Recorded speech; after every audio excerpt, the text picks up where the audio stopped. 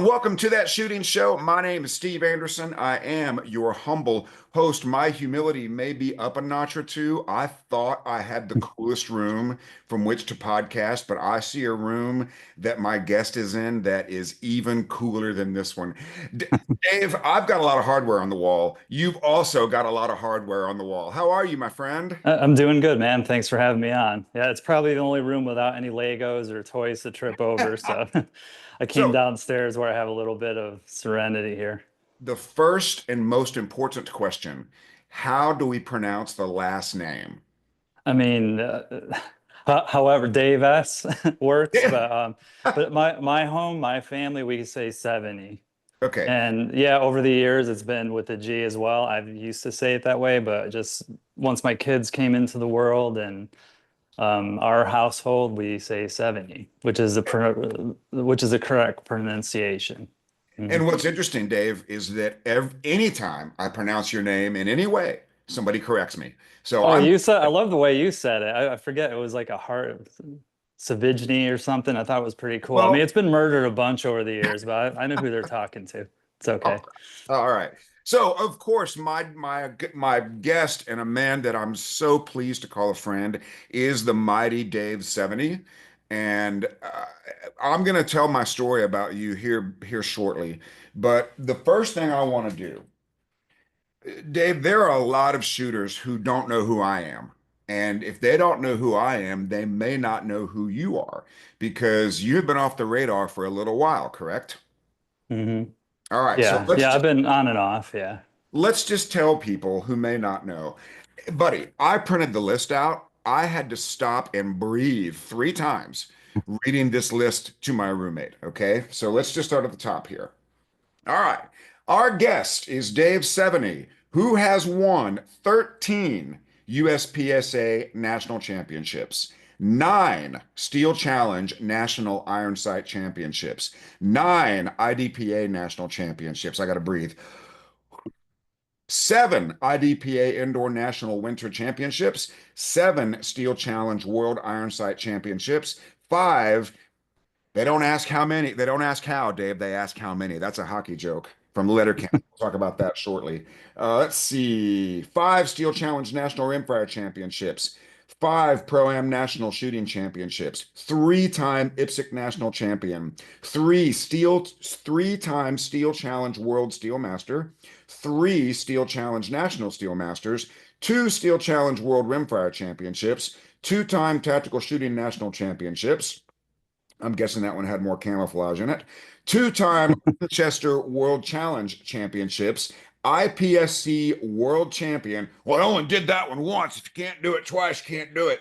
IPSC That's Pan right. American Champion, NRA Action Pistol World Champion. I have to ask real quick, where do you start going prone on the plates? They may have changed that, but back when we did it, or when I did it, it was 20 and 25. So 10 and 15, you had to be on your feet, and then you had the option to go prone or stay on your feet at 20 and 25.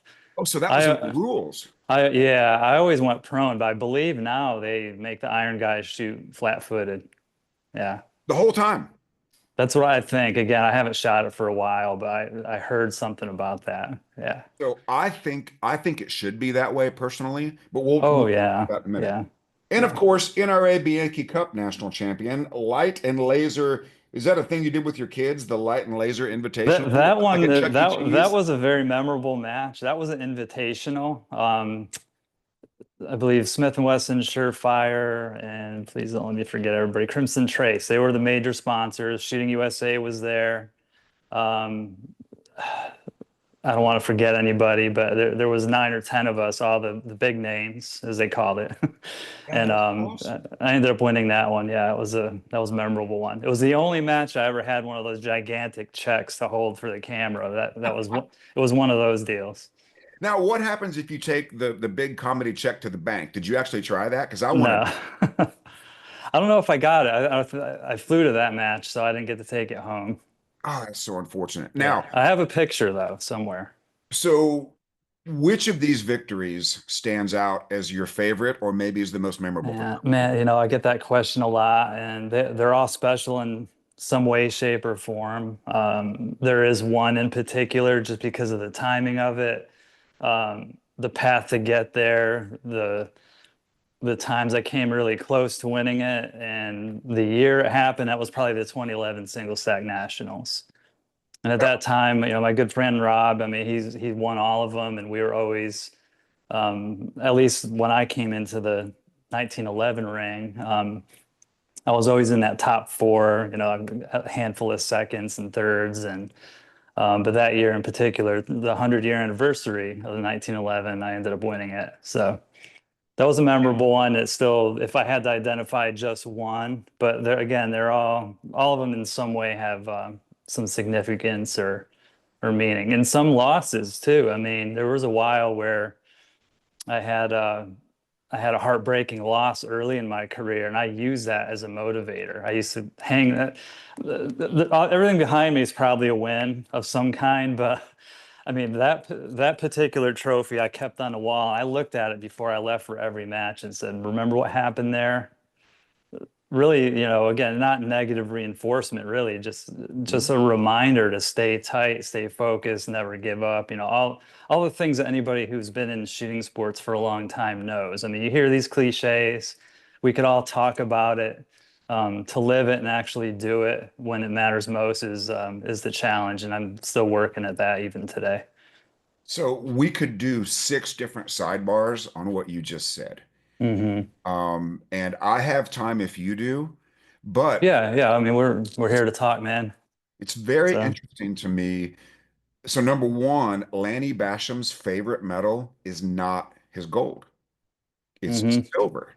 Because if he had won a gold the first time he went in 1968, no, I'm sorry, 1972 was the year he got the silver. If he'd won the gold, he wouldn't have had to understand mental management and he wouldn't have created a mental management company. And I would not be standing here talking to you if Lanny Basham, I maybe another way I would have, but Lanny winning the silver was the motivator for him to understand what happened to his mind under pressure. And what's interesting to you is we got to shoot it. We got to, well, you got to shoot a match. I got to hobble around and take your video. What a fun day that was, you know. Yeah, it Somebody texts was. me, "What are you doing?" "Oh, I'm nothing. I'm just filming Dave Sevigny. Yeah, that's all I'm doing. Try to help him if I can, you know, while he asks me about my leg and leaves me in the dust while my golf cart shows up. But self-image, you might call it confidence, you might call it something different, but your self-image is governed by imprints, okay? Mhm. Things that happen, how you perceive things that happen. So for some people, I'm guessing you got a second place instead of a first. Where that match? Your loss that you used as a motivator. Oh, that yeah, that skipping around. Yeah, the one I referred to earlier about the trophy I would look at. Yeah, that was a very, very close second place. Yeah, Okay, by less so than 2 seconds or less than a second actually. Yeah. for some people, that would be a negative imprint. Hmm. You turned it into a positive. And in spending that day with you at that match, I was trying to understand your current mental process so that I could be of assistance in any way. And I learned that about you immediately is what is negative for most people is positive for you. Hmm. Because it doesn't really matter what happens. It matters how the athlete responds to what happens. Yeah, that's right. Yeah, I mean, there's no black and white with that. I mean, I mean, we all know it. To say don't miss is a negative thing, a negative imprint, and that could lead to you doing something wrong. Um, but I mean, you could use it both ways. Okay, I will hit. Yes. Um, if you say don't miss, yeah, it could lead to something bad. But again, everybody's different. Right. Hmm. Well, and every athlete is different for sure. And Hmm. it was so interesting to me to watch your process because Lanny Basham would call you unconscious competent. I would never call you that because I've seen you shoot, but Lanny Basham would. And what that is, that's an athlete who can perform extremely well under pressure. right? Yeah, However, yeah. that athlete may not have a blueprint for what to do if he gets off of his zone, for lack of a better word. I love the pressure, man. I mean, I don't want to get away from that part of it.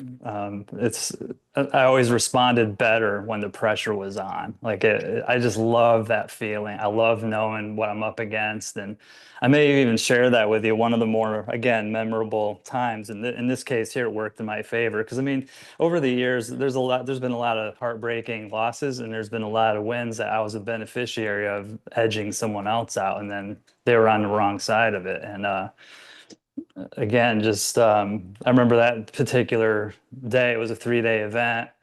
I dug myself in a hole, and my thought process was, well, I put myself in this hole. I'm going to get myself out of it now.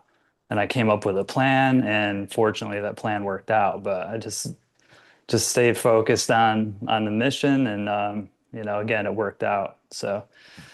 Do you And I've had a lot of opportunity and experience too. Again, that list you wrote, I mean, that was over a lot of years. I mean, that was probably most of that was that less than 20-year gap. 27 after 2017, I've been kind of in and out of the Mhm. sport. I've only shot a handful of majors, but before that, I think not necessarily individual towns and states that I've been to for a match. Sometimes Steel Challenge, we'd shoot three divisions. So, but entry wise, that was north of 400 entries. And And with that, I came away with 250 plus wins, and I've actually kept pretty good statistics on that. I mean, right from day one, I kept a spreadsheet. I have every single match, every major I shot, every result, sometimes percentage, what I was shooting, where it was, like all of it. It's on the spreadsheet. and does that spreadsheet have anything about your mental game on it? What you were No, thinking? no, I can remember it right now if you asked me. If you pointed to a match, if I showed you that sheet, I could probably tell you everything about it.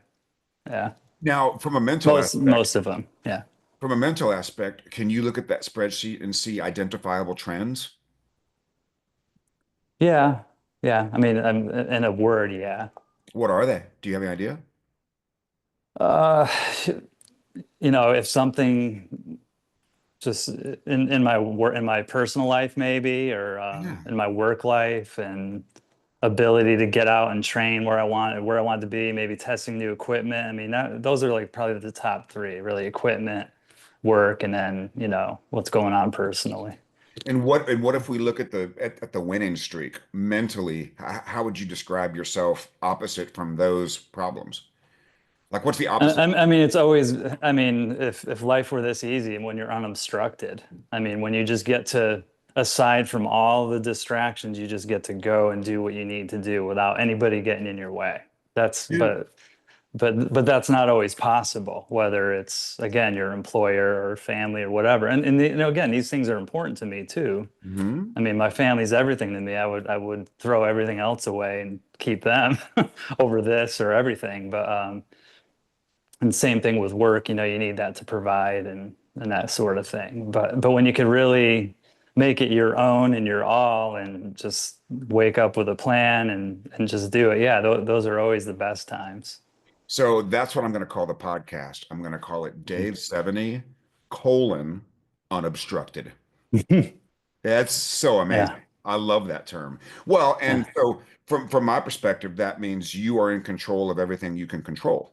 And that's a great Hmm. feeling, when the gear's working, when the calendar's free, when the home life is good, like you're truly unobstructed. Yeah, that's Hmm. fantastic.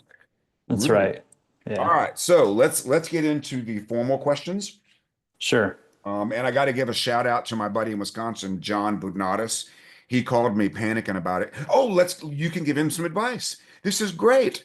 So Sure. we moved the interview up. John is currently freaking out because he's got a classifier match to shoot tomorrow, and his dot died today in practice. Mm. And he's got it fixed, but it's a new dot, and he's worried about the reload in the classifier. Can you count? Have you seen that one? Yeah, not my favorite one, but I know why it's there. I mean, it's still a skill that you should have, and up And it's the close. Yeah. limit of human function.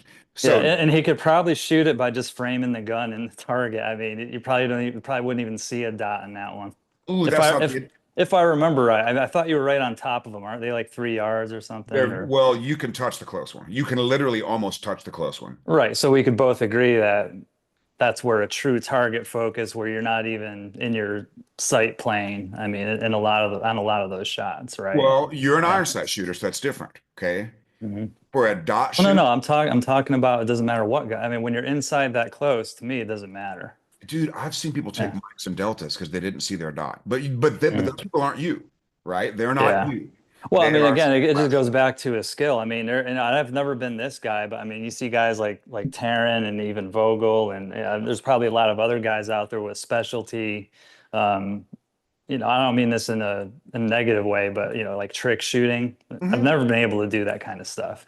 Mhm. But those guys, I mean, they could probably hip shoot that because of the repetition and because of a skill that they've practiced and Yep. getting in the reps again is crucial. I mean, and there's certain distances where you're just not going to be able to duplicate that kind of accuracy. So obviously, we get into the sighted fire versus point shooting and target focus and that kind of thing. So, but I So mean, again, that again, not to ramble too much, but that particular one, if I remember right, isn't it 2 and 2 up it's close and it's two strings of five, reload five. yeah.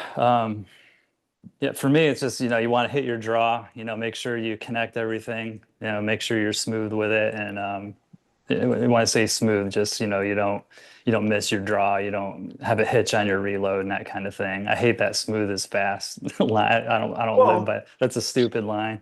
so let's make it smarter. I believe Yeah. smooth is subconscious. I think he needs to go to the line, pick one thing to Hmm. think about, and allow his subconscious skill to shoot that course of fire. That's what he needs to Hmm. do, right? Because Yeah, from sure. from my perspective, now it's so cool that we're going to be working together a little bit because you're a lot more technical than I am, and I can benefit from that.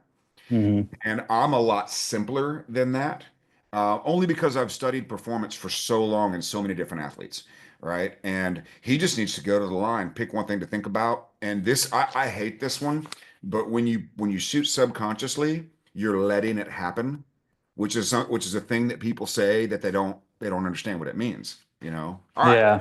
Well, hold on a minute. Yeah, so that's another thing that's been out in a while lately too, is just this whole subconscious versus conscious. And I mean, here's the thing, man. Whether you realize it or not, it is conscious. When you're at least for what you have to do. There's certain subconscious skill sets that happen, but you still have to be conscious of what you're doing. Like I'm going to shoot 2 on this one, I'm going to shoot 4 on this one. That to me doesn't happen subconsciously. You Like don't I think have to. you don't think stage plan becomes subconscious? To a degree, I mean, in the the mechanical side of it, and then maybe the breakdown after you repeat it in your mind's eye. But I mean, you still have to think your way through a lot of it. At least I do. That's fascinating to me. Hmm. So that is Yeah. very different than what Lanny teaches and what I've seen. Now, there may be specific individuals. Now, here's the thing with you. You have achieved so much success doing it the way that you've described it, right? And it could be just a terminology difference, right? Well, maybe, and again, well, here's a good example of it. All right, how many times did you have where your plan A didn't quite work out, but then you had a plan B, right? Contingency plan, So, sure. so I don't believe that happens subconsciously. You have to No. consciously know, like, okay, well, I didn't go 1 for 1 there, and Yep. I have to go back and hit that activator. So there's your plan B now. I mean, that to me is a conscious, not a subconscious. Correct. So Uh, ideally, the, okay. the the contingency plan would be subconscious, but you do have to consciously choose to activate your contingency plan for sure. Hmm. But Yeah. don't you think we shoot better with the least amount of conscious thought? Or are you not the guy that shoots his best when he's not thinking and he doesn't Yeah, care? yeah, no, I mean, I think when you put it in that term, yeah, I mean, it's like you could pick a certain drill that you've done over and over throughout the years, and you don't necessarily think of every single step. And maybe, again, it's just a familiarity thing, Mhm. depending on what the drill is. Like, let's just pick one, El Prez. Everyone knows Sure. what that is. You could tell any seasoned shooter to shoot it. They're going to load their gun, check their dot or irons or whatever it is, and they're Yeah. gonna they're gonna shoot it and not say, okay, I have to go two. They're just going to do it and Right. execute. Right. Yeah. Now, But let me but ask when you a you're question. but again, going back to like I guess maybe I'm looking at a much broader scope of this and look at a top view of some of the most technical stages you've ever seen. Mhm. Like some of the ones my early days, like in Barrie, Illinois. I mean, you really had to think through some of those. And even probably even more so today where start anywhere guys, Mhm. and pick the most efficient route and not always the monkey see monkey do thing either. Like you may find a hole and so for that again that type of programming I think takes a lot more conscious thought Oh, versus the something programming. The programming does for sure. versus something abbreviated. Maybe that's what I'm saying. Yeah, it's something I call it's jokingly with students I call it your SATs, your stage attention time, Hmm. right? So for some people, it may be 6 seconds. For others, it may be 12. For some, they could go all the way to 20, where some of the longer stages end up.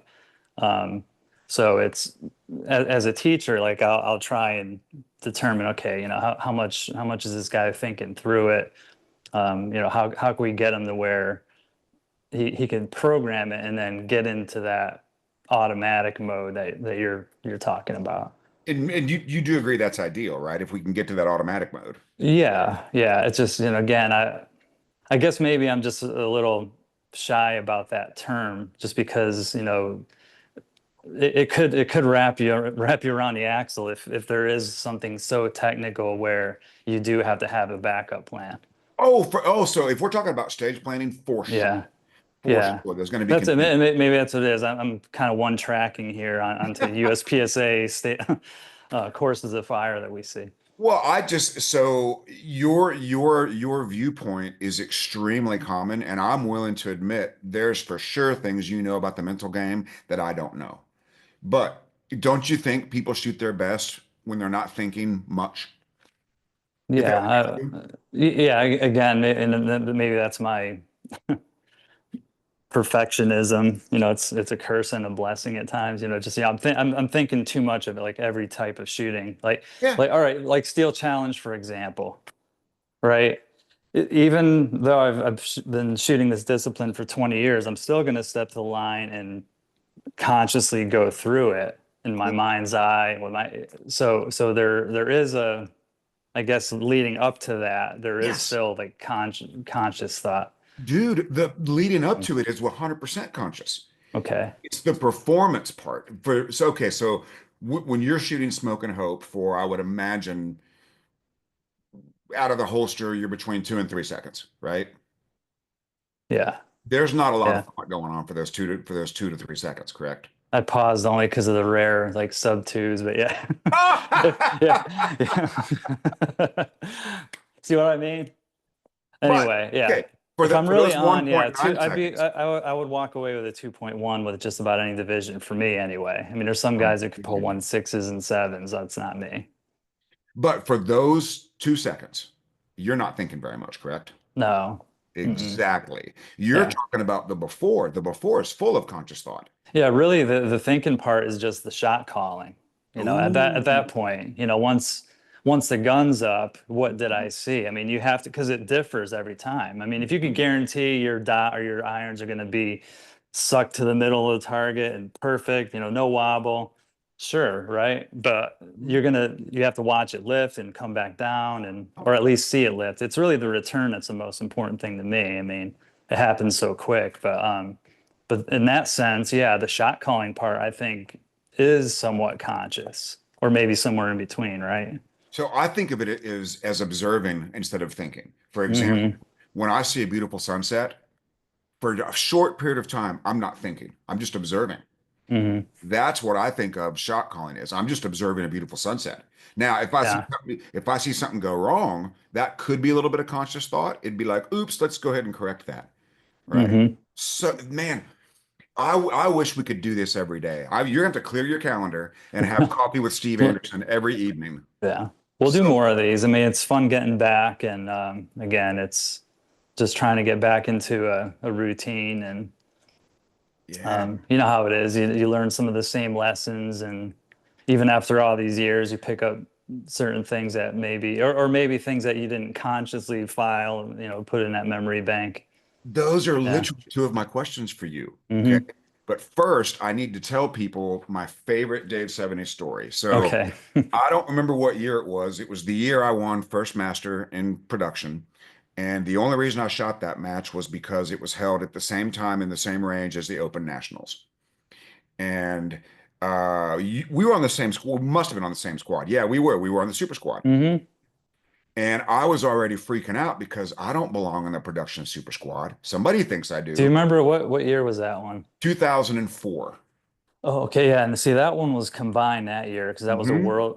Wait a minute, it was they did a combined because the following year was a world shoot year, so they were trying to get everybody ready or acclimated to that pick one gun and that kind of thing. Yeah. So I remember it was whatever it was then, 6 divisions or something like that. And we Yeah. got to the first stage and it was two Texas Stars at 18 yards. And I was panicking. And you must have seen that, or because we had met for sure, but we didn't know each other very well.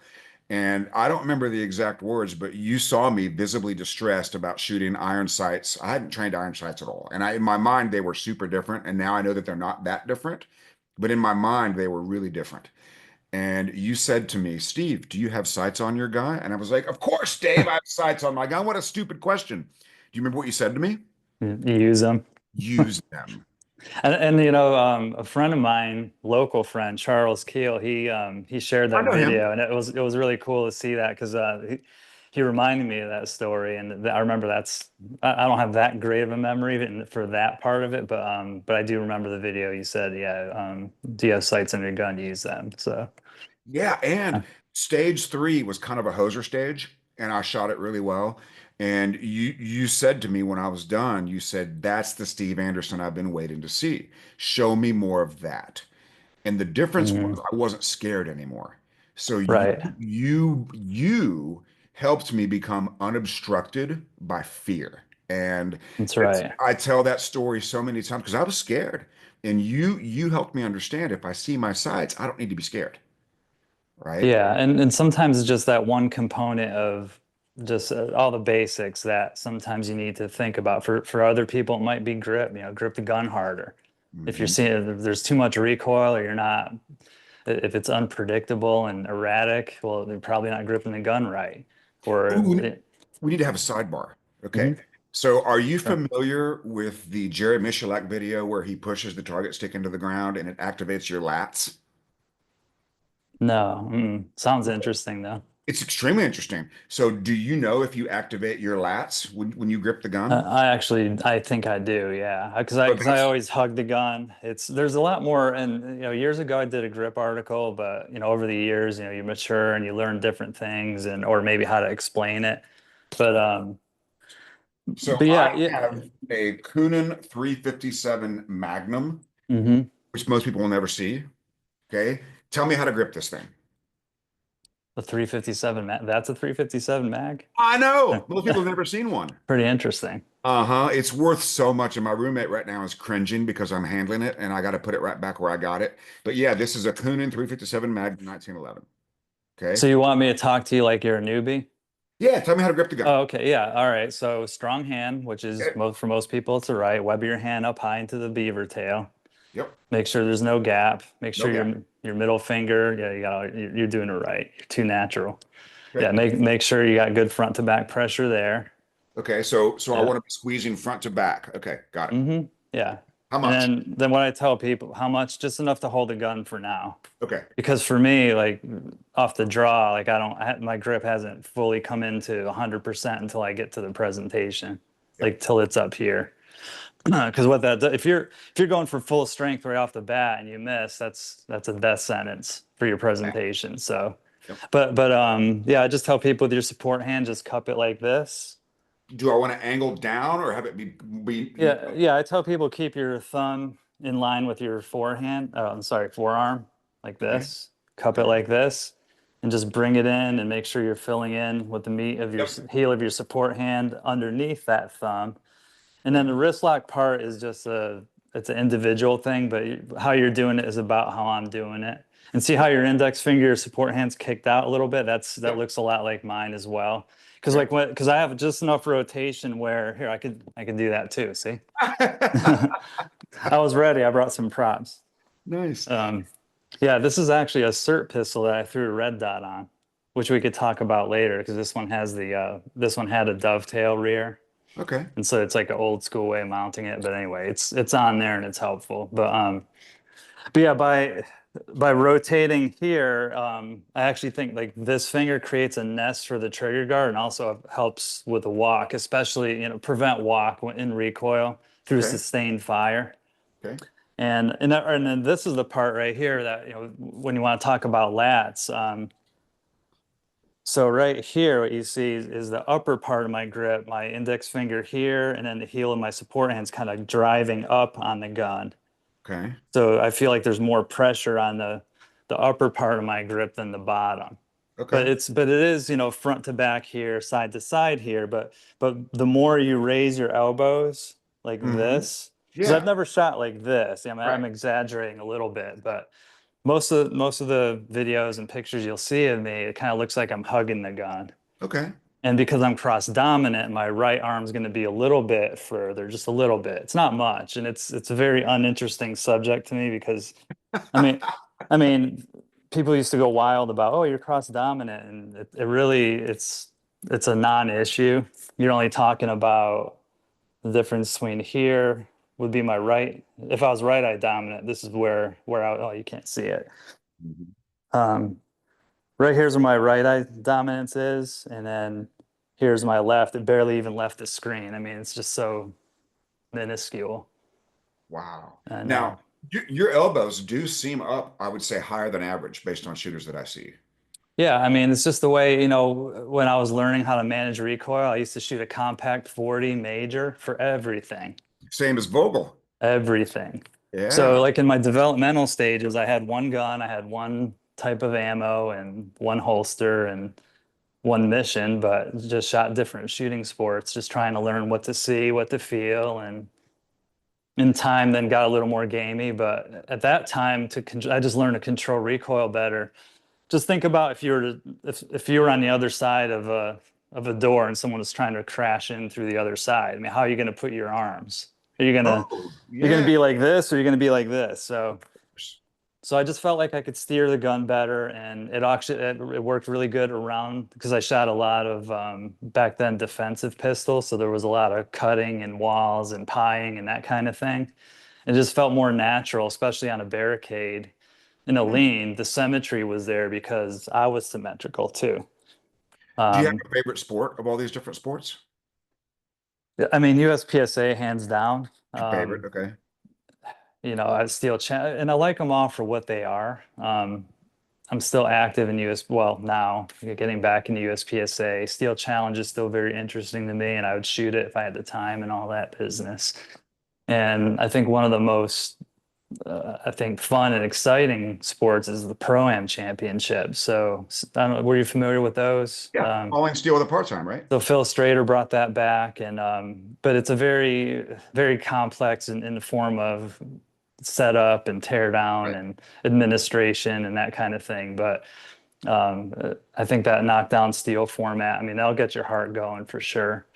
So Um, I attended, and I don't remember the name of the company, but somebody's doing the Falling Steel World Championships.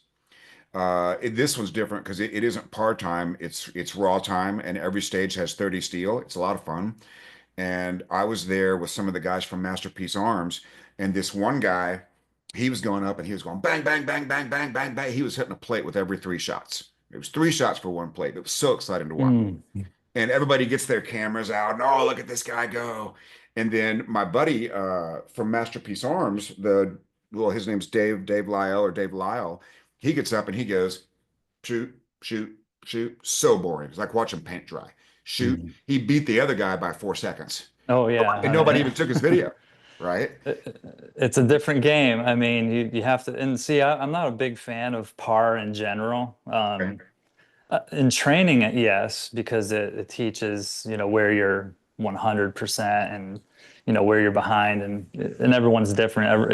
I don't just assign a part-time for every drill to every shooter because the skills are so broad. But yeah, whenever you see that in a match, yeah, it's dangerous in that if something were to go wrong with your equipment, that's where you really have to have 100% faith in what you're shooting and make sure everything goes right because something goes down or you have a major problem on a par stage like a pro-am or even some of these stages that we see now where they're throwing in a part-time for points in USPSA. Mhm. Yeah, you have to train for that as well. Well, you just shot one in Georgia. What was your Yeah. strategy on that stage? Yeah, well, I mean, I knew I could probably make the times, but yeah, I was probably pushing a little more because again, I'm just getting back into this, and I knew about where I was on a skill scale. Hmm. Um, I already knew stepping in, I'm easily 10% off of where I need to be. I already knew that. I mean, that's just I wasn't dwelling on it, but I just knew that, from where I need to be to get to a place where I could be more comfortable and read everything, on the fly, that kind of thing. So I was a little wild in the middle, and racing, and I think I had one overtime by it was right there. I think it was a 8 second stage, and I was maybe or whatever it was, whatever the 3/10 mark was. Maybe it was 8 seconds, and I was 8:31 or 32, something Yeah, something part dumb time. like that. The part time was 770, and you could finish. Okay, so that's what it was. Maybe it was 8:01, but yeah, I had Yeah, to eat something, eat or a little bit maybe, there. or maybe the part time was 770. Maybe that's what it was. Oh, yeah. Now, let me ask you this. So, and you're probably somewhere in the middle, but I saw two strategies on that stage. Mhm. Get all the shots off was strategy A, or score as many points as possible. Which of those were you on? I was just trying to get them all off and just without too much dot bounce Yeah. but yeah, I mean, it's hard to explain. I mean, I guess technically I felt like I was on watching the video, I noticed some problems with my footwork or at least direction. I Hmm. got a little off course and I lost a little bit of time there and again, it's just getting back into a place where I feel more comfortable with something like that, where I'm My racing against the clock. my favorite moment of that day was I was trying to encourage you to think a little bit less technically while you were shooting. Right here, I am giving advice to Dave Sevigny, but I'm not above that. it seemed like it was kind of working, right? And Yeah, I yeah. remember that stage where you scared the young ones, and then they all began to take it a lot more seriously after you scared them. Oh, That moment okay. made me so proud. Now, All let's talk right. about that for just a second. So you're coming back, and you just said you feel like technically you're about 90% of where you need to be. Yeah, And, all of and it. and if this is too personal, you can just say next question. But are you worried about your reputation as you come back and you're 90% of where you think you need to be? No, I mean, you know what? I'm comfortable with who I am. I can't take away what I've done. Right. Um, it's just a game. I mean, it's or sport, whatever you want to call it. And Yeah. it's I'm just gonna work hard and get to a place where I know I can be competitive and whatever happens, happens. And competitive to you, you're not quite a senior because I think we're the same age, right? So you're not a I senior. think overseas I am. I'm 52, so Me too. Yeah. yeah, that's So right. yeah, and then you and I will come back. My body will be healed by then, and then you and I can come back and dominate the senior division together. It'll be Yeah. Yeah, if you're not setting off metal detectors, you can't be in senior though. fun. Yeah. Well, hey, and by the way, yesterday you were so kind to ask me about my leg and my foot. Yesterday, I was able to wear two shoes for the first time in 90 days. Oh, all right, cool. And yeah, I'm getting so much better. I've turned the corner. Um, Yeah, I mean, and that's another part of it. I mean, just the challenges that you face changing with whatever you want to call it, age or circumstance or whatever. I mean, sure, I have pain from the surgeries. I've had more surgeries than nationals, and I'll probably always have that pain. But I could choose to either step away from it, or I could just get in the ring and do what I love and keep yeah. at it. Okay, so now we're going to do a bunch of random quick questions. before we get back to the ones I prepared. Mhm. When did you learn to shoot with both eyes open? Pretty early. Before I shot competitively, so those were the years, the developmental stages where I first started buying guns and carrying one and going to the range just as a plinker, Mhm. casual shooter, but then wanting to learn what to see. So I remember specifically asking myself that question, like, what am I supposed to look at here? Mhm. And it was just at a really, it was at a target range where it was more of a sportsman's club. They weren't into the defense or pistol, or they had a pistol range, and I could only do so much, so many exercises on that range. So I would just set up 2x4 rectangles at 7 yards. You could get six of them on a piece of office paper, Mhm. and then I would just put a blank sheet of office paper at 25. So Hmm. visually, they're a little bit different. You know, it'd be a little because I was looking to get however many just for the drill, try and get 2 rounds in each of the 2x4 rectangles, and then just all I cared about was a hit, like acceptable accuracy hit. I mean, for most shooting sports, at least the practical ones, and the more whatever you want to call it, loose hitting, non-Bianchi type, this is acceptable for most people, right? Yeah, right. So that's all I cared about with a little, 4-inch barreled 40 caliber Glock. No. So I would just practice my presentations and what to see and that kind of thing. So it took some time, but then I learned, okay, well, up close visually to hit a 2x4 rectangle at 7 yards, I still need to see enough, the light bars, make sure my alignment was there. And then at 25, as long as I could float and keep that alignment and not have it, too high or too low, and then I could still score a hit. So that's that side of it. And then the mechanical side of it, the draws and the reloads and that kind of thing, I would video. I have it set up just like this camera, and I would study the moves and see where maybe it was my reaction off, or am I doing something with my hands that's costing me a half of a tenth or a tenth. So all that was in that time frame between up to my first practical shooting match, which was 99. That's kind of what I always considered my first practical shooting season. It's where I shot my first IDPA, USPSA of any kind. Before that, I had only shot GSSF, and that was 97 and 98. So to put a year on it. Wow. And it So, sounds like a long time ago now. So all right. So that brings up another question I have for you. mhm. I'm going to get some of the details wrong, so I'll just tell the meat of it. The lore that I understand is that Robbie Latham was using a target focus with iron sights, and the target was the clearest thing in his vision. He called it shooting through the sights. And then I don't know if he said this or maybe Brian Enos said it, but he didn't want to tell anybody because it was wrong. Okay. Do you think during your iron sight domination, would you describe that as the target being the clearest thing in your vision, or the sights, or was it different for each shot? Well, here again, that's course of fire related. I Hmm. mean, with both eyes open, you're going to see a ghost image. You're going to see through the gun. That's just how your vision works. Your non-dominant eye is what creates that ghost image, Right. right? So it's like if you line up even the red dot and you're looking at the wrong thing, but if you were to close your non-dominant eye, in my case, this eye, and just look at the dot, well, then everything under that dot, I just see the back of the gun. So anything that's really 15 yards and in, most often I'm target focus heavy with some measure of sight Mhm. picture or Yep. focus. And again, you turn those into 25-yard partials, then I'm going to have a much harder look at those sites. Right. Of course. So again, it's when you're getting into, at least in my case, and a lot of the experienced guys, even with Rob, he would probably tell you that he's not using, again, I don't want to put words in his mouth, but I know Right. for me, I would never point shoot a 25-yard Bianchi plate.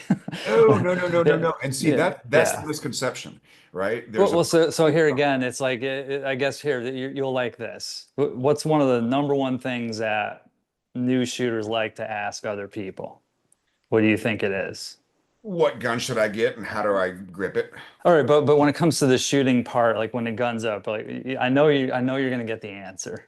Like how fast are your Splits. right, not how fast are your transitions or how fast can you present to a 20-yard target or a zebra? Like are you going to lose it, you know, depending on the color? Like it's always the splits, right? Everybody's wrapped around that. Well, my answer to that was always, well, what am I shooting at? Hmm. At what? Are you just talking strictly just rip it and go, or you know, trigger? You know, how fast can I mechanically run this piece of equipment, or what am I seeing? Because that varies. And Right. anybody who's experienced could tell you exactly at 7 or like 7, 15, 25 are my kind of standard distances. Because every one of those intervals, you're seeing something different. At least with irons, you are. Right. I'm seeing a little bit of the same with a red dot for me. I feel like it's the same regardless of the distance, Mhm. unless I'm going back to that true what was it called again? Can you count? That kind of Yeah. that kind of thing. I'm proud. I may or may not see a dot. I haven't shot it yet like that, but I just know that when I'm on top of targets like that, I know what I would do Yeah. in that situation. So Well, you said so my favorite principle with iron sights, and it's technical and mental, is see what you need to see. that's right. We don't, and I went through a phase when I was sort of trying to get back into irons for greater instructor credibility. I would go out and practice with my iron sight gun. And when I tried to describe what I should see, I didn't shoot very well. But when I pulled the trigger, when I saw what I needed to see, I shot extremely well. Yeah. It's really, really cool stuff. All right. So, Yeah. The irons again. I'll go back to that. It can drive you nuts because there's been times before where you just think, okay, am I seeing enough, or should I be looking? Should I see the serrations or not? I mean, um, for me again, when you get into that depth of sight picture, almost always on a really tight, long distance shot, yeah, I'm probably going to see a clean edges on that front sight. mhm. Um, but then again, I would say 70, 80% of the shots we take in practical shooting are inside of 15 yards, most of them, at Mhm. least the ones I remember. Yeah, absolutely. So, that's where it goes back to the whole ghost image, flashlight picture, target focus, whatever you want to call it. I call it Um, see if you need to see. oh yeah, and that's exactly right. Yeah. Yeah. All right. So, John Budnatis, the guy who wanted the advice, he wants to hear about your Top Shot experience. I had forgotten about that show. You were on Top Yeah. Shot? No, I thought about doing it and just wasn't for me. So Okay, so you there was none. No. never. It was fascinating to me that the USPSA guy was usually out pretty early because we tend to be more one-trick ponies than the country boy who grew up hunting squirrels. You know what I mean? Yeah, I mean, if the format here's the thing, man. I mean, there's skilled shooters in every discipline. You could rig or set up an event to play into those strengths, and I mean that one was all over the place. It was a t made for TV thing. Mhm. It wasn't something I wanted to pursue. You didn't want to shoot bowling billiard balls with a slingshot. I mean, I thought the guys who were on it did awesome. I mean, I didn't really watch a whole lot of it, but some of it, and yeah, I mean, just yeah, wasn't for me. All right. So what have you been doing for the years that you've been kind of off the competition shooting radar? Just you know, I had some career changes, recovery. I've been in and out of hospitals for 4 major surgeries, and I have metal parts in me now. And So life. I'm a married father of 3. We got a family of 5. We got a 5-month-old baby girl. She's awesome. And So what's her name? Cora, Cora? yeah, Cora Ann, yeah, she's awesome. Beautiful. And yeah, just trying to keep up with my boy, whatever sport that's called. You know, he's he's 9 and full of energy and wants to do what dad does and plays all the sports. He was playing flag football and the soccer before that. We shoot basketball and of course hockey's always been my favorite sport. And we some friends of mine got him some equipment and we're skating every week now, just trying to teach him his edges and that kind of thing. So. Awesome. I don't think we'll ever have the time to put him into it, but if he wants to play with dad in a rec format, we'll probably do some of that. That's awesome. Um, so like people have asked me that question because I've come in and out, and unfortunately I have to recount my shooting career inside of failed marriages. That's how I can pinpoint the years that things happened, you know. Yeah. Um, wow, that was supposed to be a joke, but you made a very sympathetic face there, so I appreciate that a bunch. Well, But it's not funny, but the reality yeah. is, it doesn't take much life to make putting two holes in a cardboard target not very important.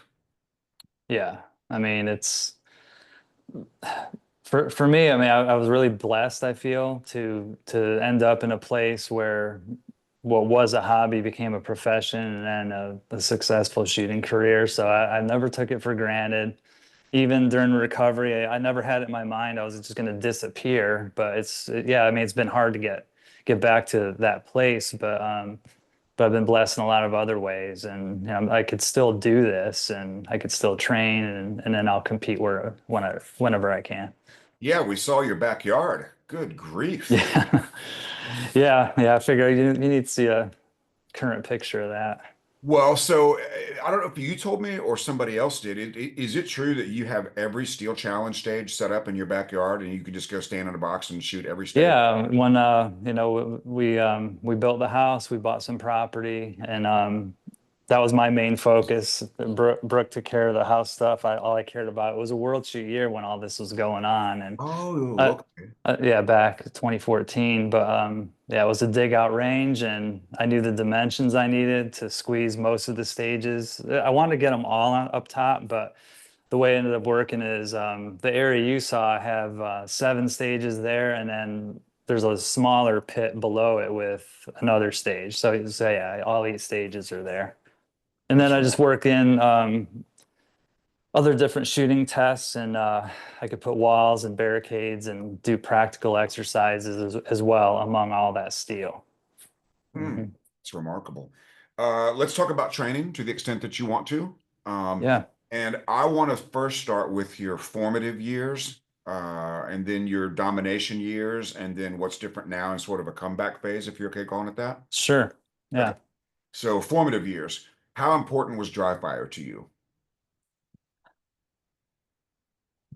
And A you're not going little, to tell me. a little bit. I mean, I mean, everybody wants to, you hear it all the time. Oh, I dry fire an hour a day, where I never did that. Okay. I mean, never that long. I mean, I might have, it wasn't this gun at the time, but with my own gun, I mean, I may dry fire 10, 15 minutes a day or every other day for a while. It wasn't that big a deal to you. Yeah, and I mean, I handle it when I'm shooting more and when I'm in those training cycles and everything. I like to handle them more, and even if it's just in my shop, if I loaded up some ammo and I'm pointing at pacers or post-it notes, I always thought post-it notes were the greatest dry fire tool. Hmm. That's Post-it notes and a big fat black marker. You can make hardcover. You could hmm. and they could be as big or small as you want, depending on how far away you are. But Wow. anyway, that was probably my dry fire career, if you want to call it that, is just That's shooting cool. at post-it notes. And then if you don't have notes, I mean, inside, I mean, there's always an object you could point to, whether it's a doorknob or a light switch or something like that. Yeah, But you just helped me understand something about myself. The reason that I was so drawn to dry fire personally was number one, getting to the range was very difficult for me because I worked retail, and I was working typically from 10 in the morning to 10 at night almost every day. Um, but I could dry fire at home. And the other thing, you mhm, came into shooting from hockey, I came into shooting from music, where mhm, 90%, maybe 95% of my guitar playing was unplugged. And I didn't even plug into an amplifier because I'm doing exercises, I'm doing technical things that people don't need to hear. mhm. So that you just helped me realize it was my music background is what drew me to dry fire so much. But okay, so Yeah. Well, I mean, here's the thing with people call it dry fire. It's really just dry vision. mhm. For me, it's just, what, and certainly, yeah, the trigger press itself. And I see it more with this now with the red dot. I mean, that's another thing and we've always heard it with the red dot. I think shot calling's easier, but you also get a lot more feedback, way more feedback. Even today on the range, I was doing some 6-shot drills at the different ranges and then some head box drills at the same distances as well. And I've just learned, I mean, the dot size I'm using right now is a 3. Mhm. For some of this, some stages, I wish it was a little bigger, but when it's full brightness, I could still see it no matter what the speed of the shots are. But what's nice about the smaller dot is I get a lot more feedback on that wobble within Hmm. the confines of that head box. So I was just learning, like, or at least relearning, dialing down the brightness, and I could just see a lot more of this than if I had this big blob just covering the whole head. So it's Less streaky. Yeah. mm. Oh, that's awesome.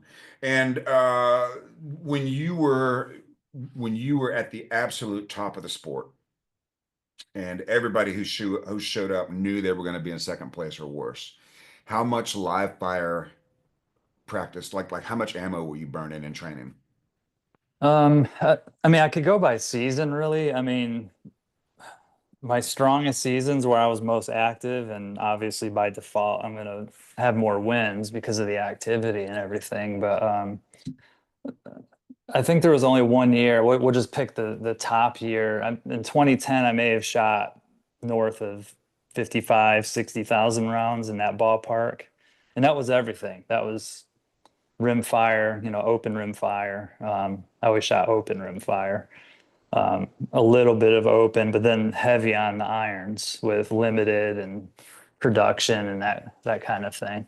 And Is that then, because but you preferred it or you were better at it or both? I had the opportunity to be there, and Okay. yeah, I liked it all, whether it was Steel Challenge or Pro Am or USPSA, and even back then I was still shooting some IDPA.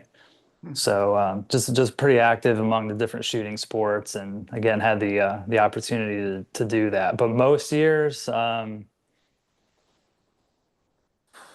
mean, maybe 35, 40.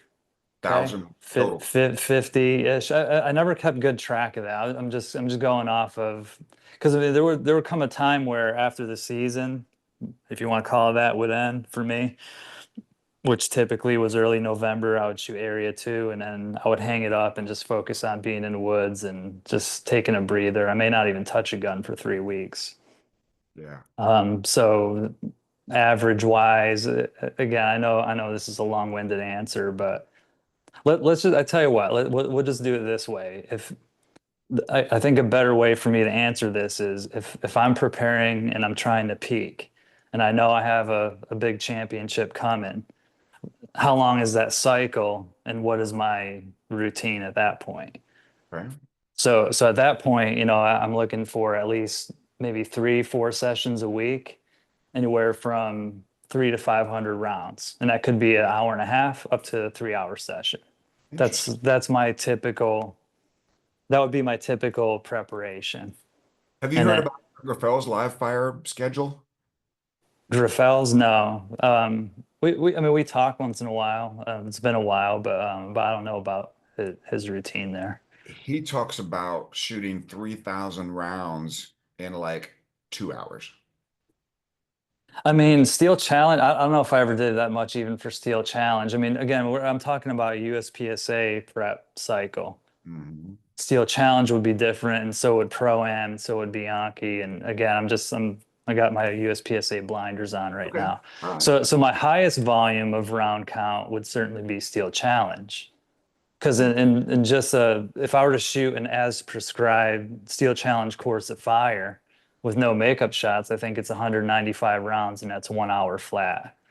Right. So if I were doing a timed accountability type practice where I'm writing everything down and looking at everything, where I took an extra shot, where I may have missed my draw, maybe I didn't see that kind of thing. But Mhm. if I'm just out there burning stages and maybe doing a repetitious 15, 20 runs per stage, yeah, I mean, that round count can soar. Mhm. And I may have done at one time maybe 5 or 6 thousand rounds in a month. Yeah. So that's more than 1,500 rounds in a week. So Right. I mean, I Now, have a friend. I have a friend of mine. I mean, he's an animal. I mean, he'll shoot 2,000 rounds in a session. In a 3, 4 hour session.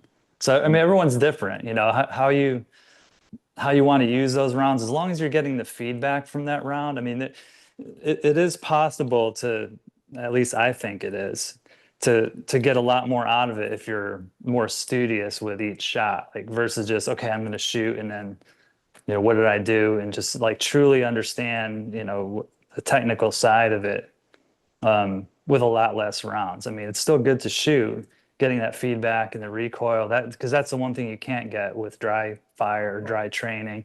Right. Um, for me, again, dry training, as I call it, is just strictly with just keeping that trigger finger placement and press, and what is the dot, now that focusing more on that, what is the dot doing when I'm pressing the trigger? Right. Yeah, that's really cool. Yeah. So again, sorry for all this, all these avenues I'm taking to the answer. Just That's it's fine. um, yeah, don't think you have to burn a whole case of ammo in a week to be ready.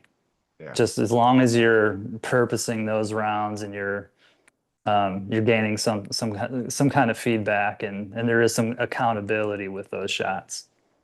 Yeah. So let's talk about predictive shooting. How do you define that, and do you do it? Can you give me a better example of what you mean by that? So you don't know that term predictive shooting. It's not a term that you Uh, use. no. Okay. So here's how I understand it. Predictive shooting is it's a trend that people are trying to do.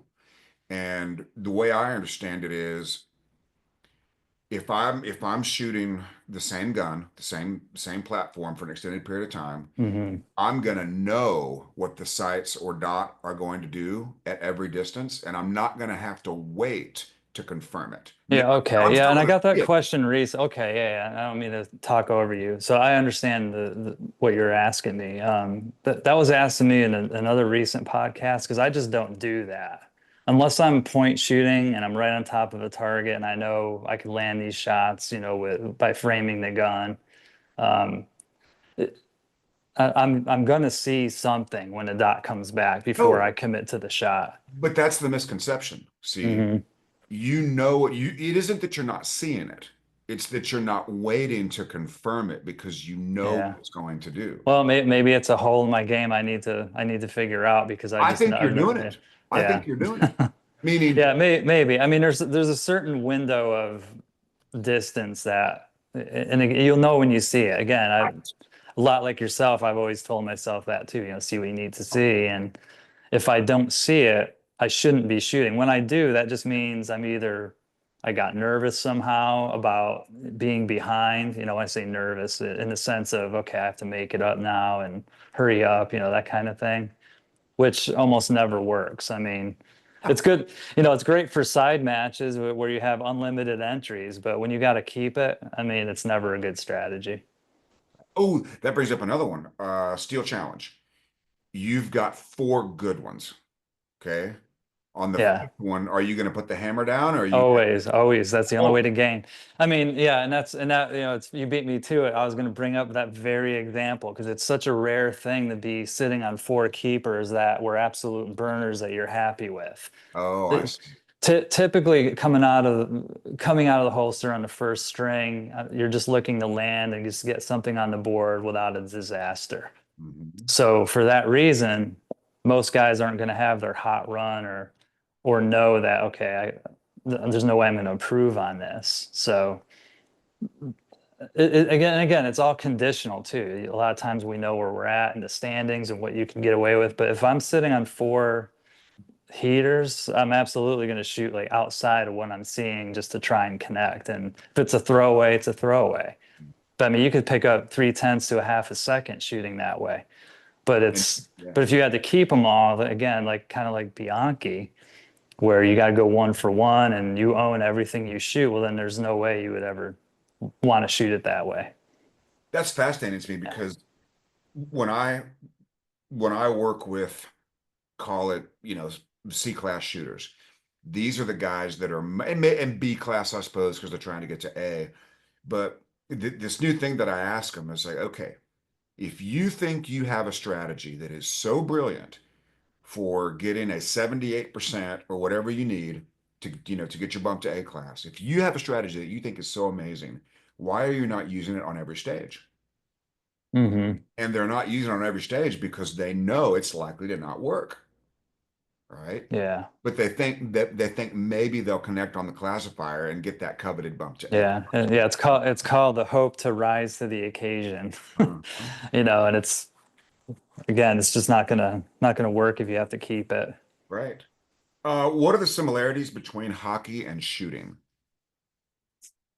Just a lot going on downrange. I mean, I guess depends on the position, but that's something I'm getting back into as well. I've always played rec league hockey, and it's a really fun sport. And um, I mean, it's just again when I say a lot going on, there's bodies skating back and forth, and you're trying to do something with your hands, and you have to have good vision of where to pass and shoot, that kind of thing. So.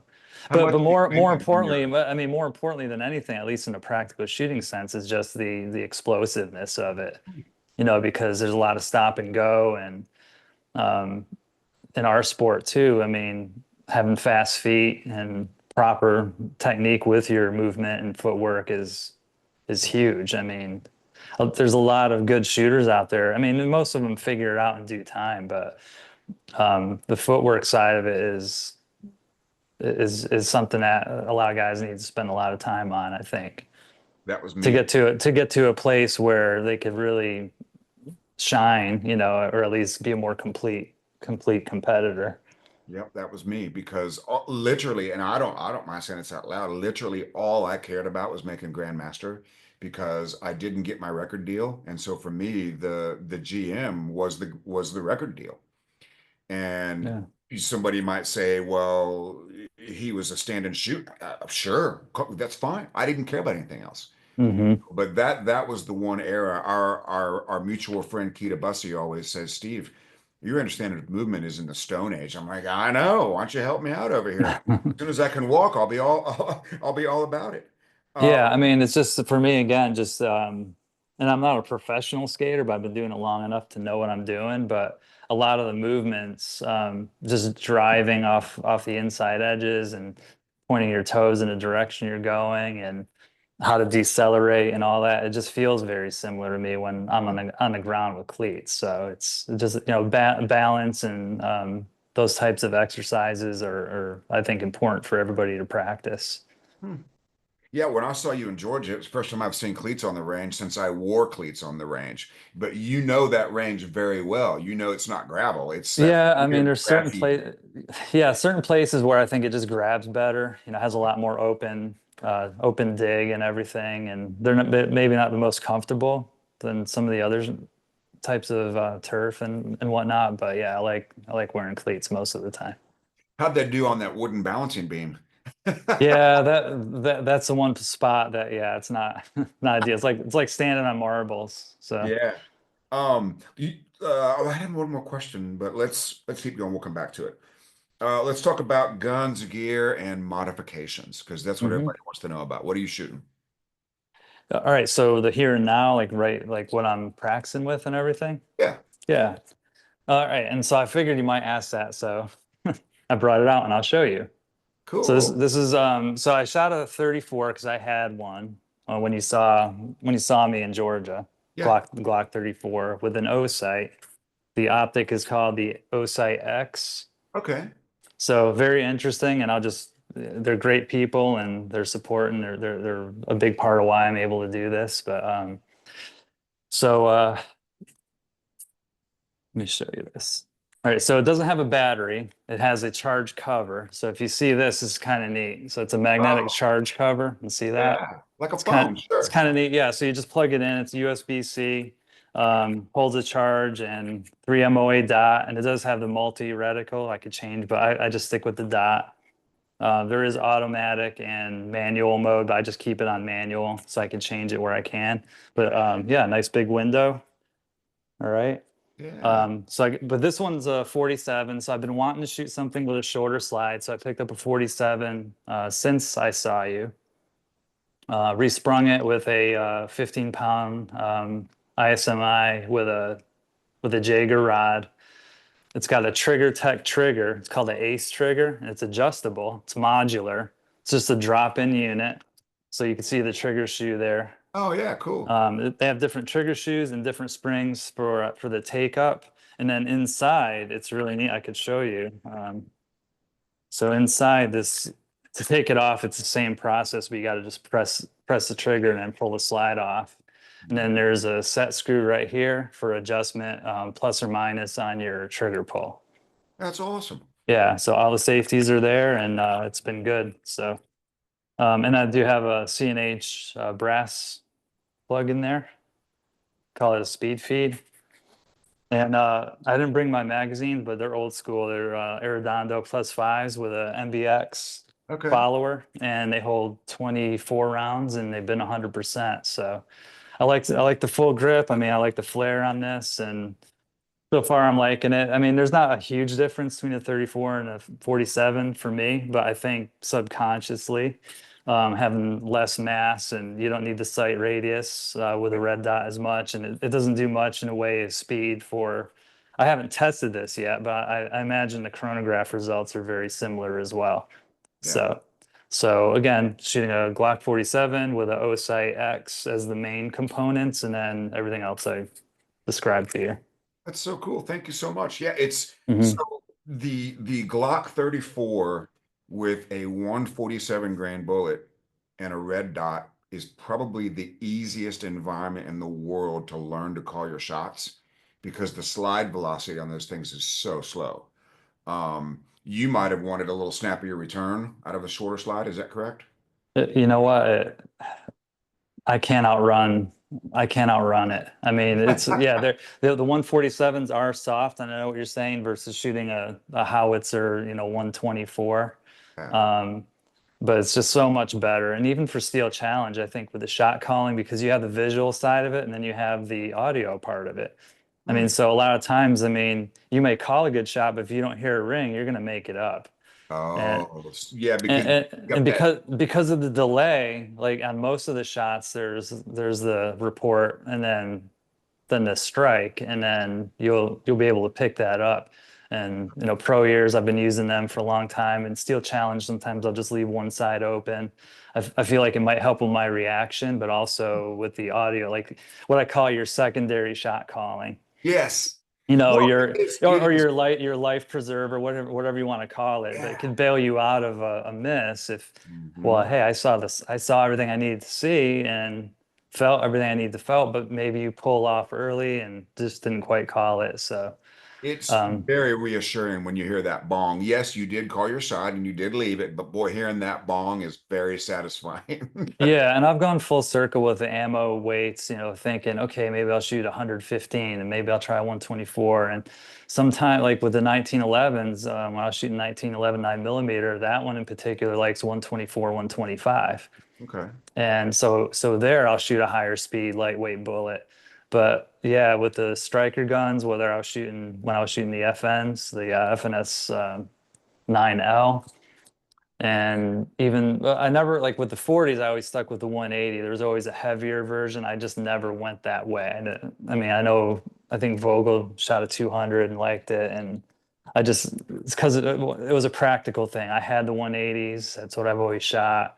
It was good enough. I never had to change it. But to me, there's no comparison between the 147s and everything else. I still like that over everything else.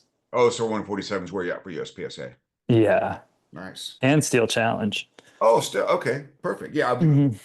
I was just trying to make sure I Mhm. understood you correctly. If So it if is I a were to shoot, 140. well, I should say if I would, because I haven't done it yet. If I were to shoot this particular gun I just showed you, yeah, I would just stick with the same round. I may dial it down a little bit because it doesn't have to quite be at one. I think it's at 135 right now Okay. where I'm at. 150 feels a little better than 900. So, and Hmm. there's no power factor in Steel Challenge. Right, of course, of course. And Uh, I'm sorry, yeah, and I will say this back to like steel shooting and that bullet weight and everything. Whereas in a pro-am match, I may just keep it at that full power because now this is a knockdown match, not a ring and paint. So there's a lot more accountability when it comes to a knockdown piece of steel. you want to talk about the sights that you make currently? Yeah, let's see. So yeah, we have tall, we call them tall sites because if somebody wanted a co-witness or low witness or whatever it just depends on what optic you're on. Okay. Um, so there's tall, and then there's also a target site. So that's I don't have an example here, but it's very similar to this, just lower. Okay. And they're designed, they're just for Glocks, and the GS 805 is great for the Glock 44, and then we also make what's called a G shim for the front sight. So all it is just a small, thin piece of metal that we had with the front sight boss slot, and it's a 15 thousandths thickness to for a bearing surface on that polymer slide. So they're ideal for a Glock 44 if somebody wanted to mount steel sights because they come with polymer. Hmm. And a lot of guys, a lot of GSF competitors use them. And I've had feedback from one of my friends. He's had well over 10,000 rounds through that setup. So on paper and looking at it, it shouldn't work. You know, why are you putting a metal sight in a polymer slide? But he's probably my best example of it being trustworthy. And at least in my experience, it's worked as well. All right. So So, yeah, so the sites are yeah, the sites are on the website and 70 Performance, and if somebody wants them, you know, they're we have the again tall, we have the tall, we have some of the night sites are still available, but we're really just making the tall and the target sites right now. so I'm gonna order some because my Walther takes G model sights. Okay. And do you make I'm not sure what to call it right now, like if I take the front sight off my Walther, there's that big hole there. Do you make anything that would fill in that hole but not be a sight, like a plug that I could install just to clean up the look a little bit? Oh, just to have oh, if you weren't to put a site, just to plug Yeah, the hole you're talking about, I do not. No. you should make that because Yeah. I can help sell those. Yeah. That Well, and if you notice too, like I'm on this 47, I did not put the sights on it because I'm just testing it without. I mean, I really haven't seen much of a difference. I guess in my head, I'm thinking I'm going to trust the The O sight's been really good. The X. Mhm. If I ever did have to go to a backup at that point, your time is toast anyway. Right. Yeah. I do believe on carry guns and an LE, it's a more responsible way to set up your gun. And on my carry guns, I absolutely would have an iron backup. Hmm. But in the competition sense, what I'm trying to accomplish right now, and this is where I'm at today and here and now. What is the last big thing you learned in shooting? The last big thing, Yeah. Or maybe you relearned it. well, I guess in the category of um, accomplishments and everything. I mean, you're only as good as your last match. Okay. You know, it's like sure you could kind of ride the excitement or take that experience away and everything, but for me, it's like just always thinking about looking forward and that kind of thing. And maybe early on, I would dwell too much. You know, again, I'm just thinking through all the years, you know, all this time, all these matches, and there was a time where even with that match I used as a motivator, I mean, it just consumed me for a long time. Like, oh, if I only did this, if I only did that. It's like just thinking forward thinking and just trying to work um, on identifying the things that you need to improve on and then just building on it and just keep looking ahead, that kind of thing. What about technically? When was the last time you went out of the range and you learned something new? How long ago was that? You know, that's I really don't know. Okay. I mean, I guess I'm not really relearning, but just kind of just sharpening again, Sure. you Yeah, know? of It's course. like I'm sure there's something out there, you know, that I could learn to make myself better and everything, but for the most part I could get by and you know have a training routine that I trust and um, the cycles come and go and you know right now I'm pretty happy with the progress I'm making. Well, you've been doing this for a long time, and I have not been doing it at your level, but I have also been doing it a very long time. So if I learn something on the shooting range, it's going to be big, right? Because we're not going to Yeah. learn something small. Because you already know those things. If you go to the range and you learn Yeah. something new, it's going to be massive. I was just curious. Uh, Yeah, I mean, maybe with my training side of it, there's certain things like, okay, well, maybe I could explain it this way to a student versus that way. I mean, I can't think of any specific examples right now, but there's times where I may take something away and make a note and be like, okay, yeah, the next class, present it this way instead of how I've been doing it. Yeah. Now, do you remember any big light bulb moments as you in your more formative years? Yeah, I mean, just when I learned to see what I needed to see on the fly. I mean, it's when you're static shooting, I mean, it's a lot easier, but all we're trying to do, right, when you're in a practical shooting is this acceleration and deceleration and trying to pick up what you need to see to get that A zone hit or 1-for-1 on steel. And there's been some amazing days where just everything, that um, I think I told you the book I read, and the term they use there is your IPS, your ideal performance state, where you're just so dialed in, you just felt like everything's going right where I'm seeing, and very high alpha count, and then there's days where you feel like you just nothing's going your way, and but the light bulb moment was again just taking away the good and building on it and trying to remember those times when you are in a rut or you're having a bad day. For me, it was shot calling Hmm. because I don't remember you being very active on the Brian Enos forums. I don't remember seeing your name too much. Were you very active over there? I may have, I may have created an account, and I think I had to vote on something years ago. I know of it. I know of Brian. I respect him very. He's an awesome person, and I've checked out certain topics and whatnot before, but yeah, I never was active there. Okay.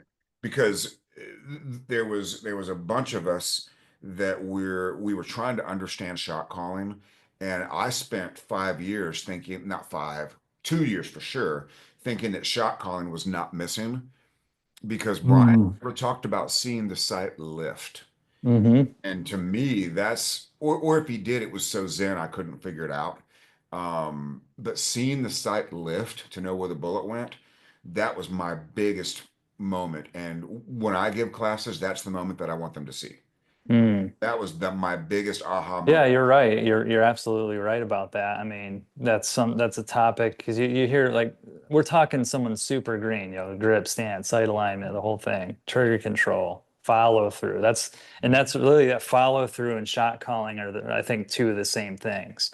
So the last one, the shot calling, I think is the hardest for a new shooter to understand. Because Mhm. well, I did everything right, but what happened after that split second between the break, what are you doing with the gun to manipulate keeping it on the target or just letting it go off into space? So yeah, I think you're right. You're on track there. So, man, shot calling, and then as an occupation for the conscious mind while you're actually shooting, I called it observing, and I personally don't think that's a thought. I think we're just watching it happen. Hmm. It's just so magical. All right, why do you think shooters get stuck in the middle of the pack? Like, why do you think certain shooters are just stuck in the top 10 and can't get to the podium or the very top? Probably just they're not able to identify what's holding them back, or Hmm. they may know, but they're not practicing it. Like someone may understand that, okay, well, I'm having difficulty, and for most people, this is true. Like they have difficulty on the hard shots, right? Okay. The 20 and 25s and maybe a swinger, but then they're going to go out and practice and shoot nothing but 6-shot drills at point blank range. Oh, I see. Yeah. Totally. So it's not training the right way based on the uh, the areas that are in need. So Hmm. if you're not, sometimes it's not the most fun thing to do, but it's always fun to go to the range and practice the things you're good at. Yeah. But if you wanna grow, you have to shoot the things you don't like, and typically it's the things you don't like that you're not good at. Right. Yeah. And for me, it was always about because my buddy Kyle Ferris would always point out to me. I'm sure you've met Kyle. Oh yeah, no, he's awesome. I know Yeah. Kyle. And he would always say, "Okay, Steve, you're doing really well, but this needs work now." And I would take whatever this was and make it my new strength. And then I'd come back and I'd say, "Okay, I've done that," because I remember the first time I saw one-handed shooting at a USPSA match and grown men were crying. I thought, well, I'll just learn to shoot really good one-handed. And those were the first stages I ever won because I was the only guy practicing one-handed. Yeah, and then you beat me to it. It's like even thinking to today's practice, I didn't once shoot anything one-handed. It just wasn't what I was focusing on, but Sure. I usually try and at least take a shot with one hand or the other Hmm. versus supported with two hands. So, What kind of and 1911 are you using? I'm sorry. What kind of 1911 are you using? Well, I have several. Just depends. I mean, it's like 45 custom builds. Okay. Springfield Armory built me one, the year I won it, and then my favorite one happens to be from a friend in Connecticut. He built my first one. His name was Jody Joseph. He died way before his time. Had cancer, but was an awesome guy. And John Napirsky, these guys in Connecticut, I've known them a long, long time. And so they built me my first one, and then they built me a second one. And so I have a few of them that I shoot. And in the last two single stack nationals that I shot, it was just a goal of mine to try and win it in minor. Because there was one year where my major ammo, which two previous majors made it fine, minored in Barry Oh, wow. by 1 foot per second.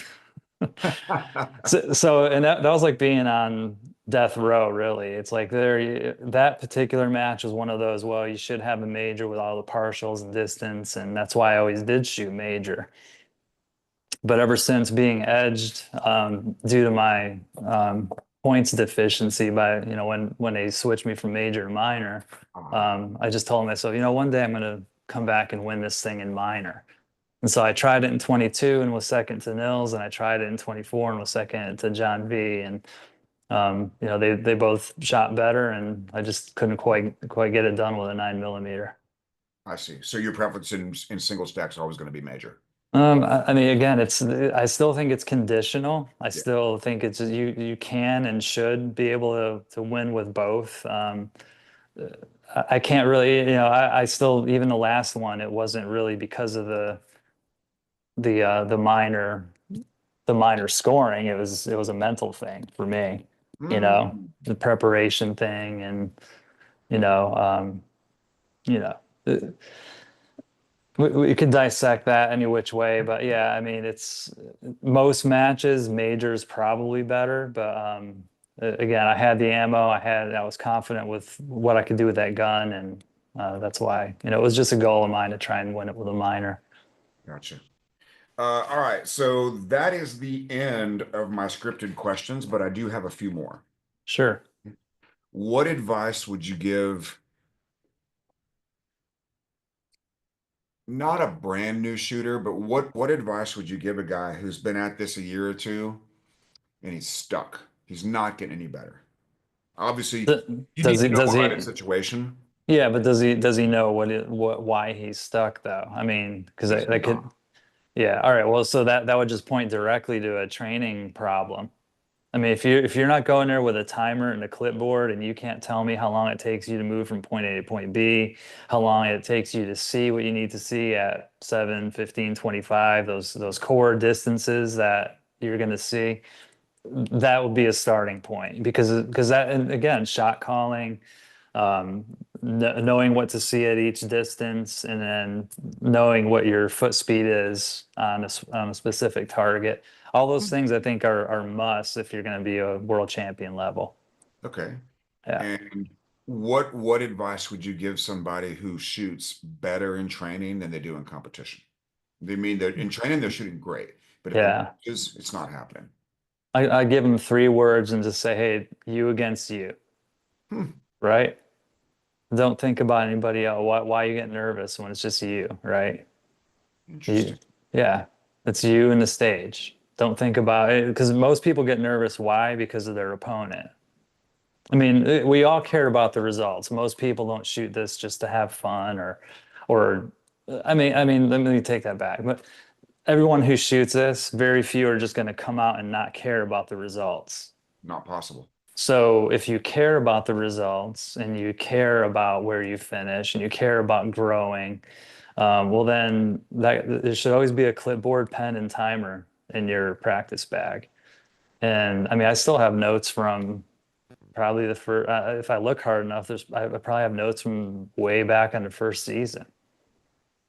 Yeah. And and it's kind of nice, having that baseline for to know where I'm at with a specific gun or a season in my life. This let me shoot this drill with this gun and see where I'm at versus when I was doing this all the time or should have been in the peak, whatever you want to call it. You versus you. I love that. Hmm. You against you. That's really cool. And so that to me simply means that athlete needs to focus on the things that they can control, right? And go out and execute a process. Is that, and I don't want to put words in your mouth, but Hmm. for example, if I was returning to competition and I'm stage one, Anderson's the first shooter, and I called you for advice and you said you versus you, I don't know if I would know what that means. But now that you've explained it to me, I love that. It's you versus you. That's Yeah. outstanding. Huh. Or here's another way. I mean, and it's something I try and do is just have a routine. Try Mhm. and do the same thing and get conditioned, all the different environments you're going to set foot into, but your mindset should be the same. Like when you load up on the range to do drill on your own. So just having a routine to put yourself in that comfort zone. Hmm. I Interesting. think I think that's helpful as well. I mean, here's a little thing. I'll share this. It's kind of comical, but even like my early days of Steel Challenge, everything is wrist above. They call it surrender. Um, I still remember getting so jacked and the nerves were really going. I was so amped up. I could just feel myself shaking a little bit. And that's when I started cupping my hands and putting them on my pro ears like this on the muss, like thumb underneath and here. So that's what I always do now. I just kind of position them there. Maybe the shake isn't there most of the time, but it was just helpful to me to just have the same position every time. Yeah. Um, but going back, I mean, sure, I mean, it's exciting enough where I guess here's the thing.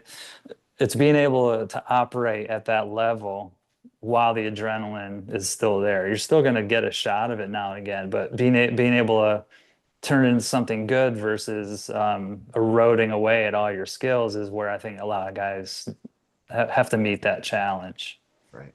And when the pressure is that high, uh, a shooter's opinion of his ability to perform in that moment is the difference between rising and crumbling, right? Yeah, I guess here's another way you could look at it. It's like you get a shot of adrenaline going down a roller coaster that's fun and exciting, or you could get a Mhm. shot of adrenaline um, missing the last stair step in the dark, right?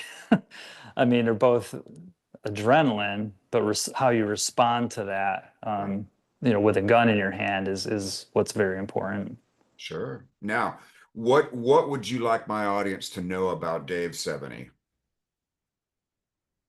I don't know. Yeah, I guess you'd have to ask me. I mean, I don't. Yeah, I don't I know. just I just thought I'd throw Yeah. that out there because I mean, what, like personal stuff or? I just meant you're still giving classes, correct? Yeah, I mean, it's by request. I mean, my job's very demanding. I have my time is a premium. I mean, I give it first to my family. I Okay. love the Lord. I mean, what Jesus did on the cross for humanity, Yeah. I'm a believer, he's real and so is God's word. No, And so just trying to raise my family of worship in spirit and in truth and provide for them. I have a great job with FN that's and great.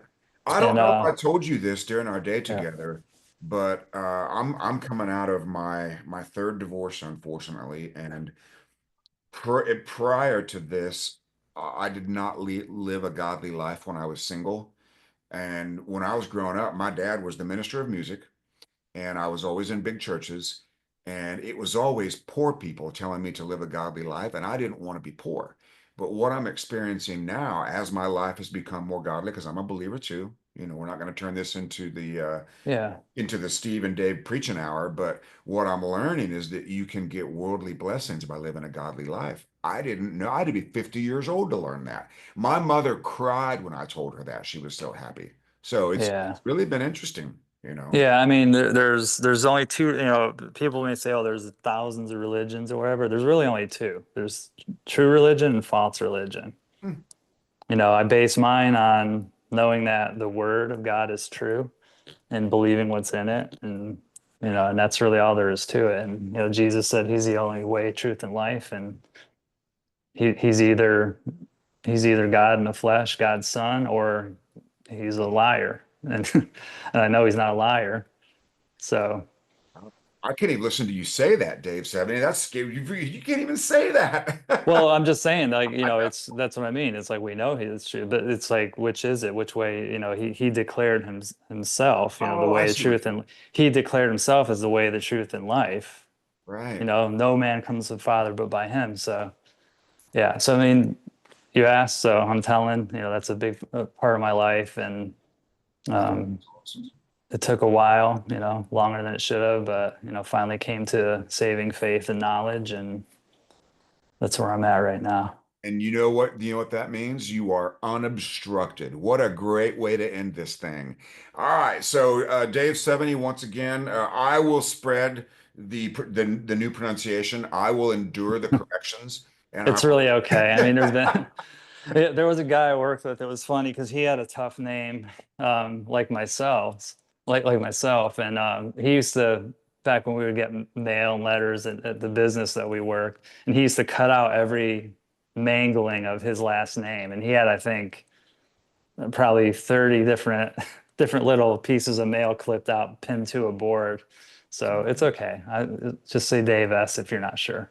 perfect. All right. Well, thank you so much for your time, Dave. And I'm going to stop the recording here in just a second, and then I'll ask you to remain online for just a minute or two so I can thank you again. Yeah, and thank you all for listening. And yeah, I'm available. I'm accessible if anyone ever wants to reach out. Dave at dave70.com is my email, and of course the website as well, or So the 70. Instagram, Facebook. There's messages, but yeah, if you have a question and you ever have any concerns, just reach out to me. Awesome. And I will also pass along that I would love to do this again. So if any of my audience would like to see this again, tell us what you want to know from Dave 70, who has won over 250 state, regional, national, and world championships spanning 24 seasons from 1999 to 2024, with more in the future, I'm sure. Yeah, and real quick on that. Yeah, there was only two of those years I didn't shoot a single match, and that was 2019. So again, after the surgeries and just career changes and whatnot, and then 2023 as well. So that's kind of where the numbers gap comes in between 99 and today. So Yeah, listen to the guy who's won everything talk about the 2 years he didn't, just so people are clear. just different focus that time.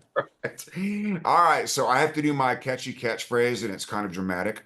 Uh, so at the right time, and you'll know when it is, I need you to, if you don't mind, very enthusiastically say, "Get to work." Are you ready? Ready. All right, everybody, till we meet again on the range, on the Zoom, on the video call with Dave 70 or anybody else. Love you. Bye and Get to work. get to work.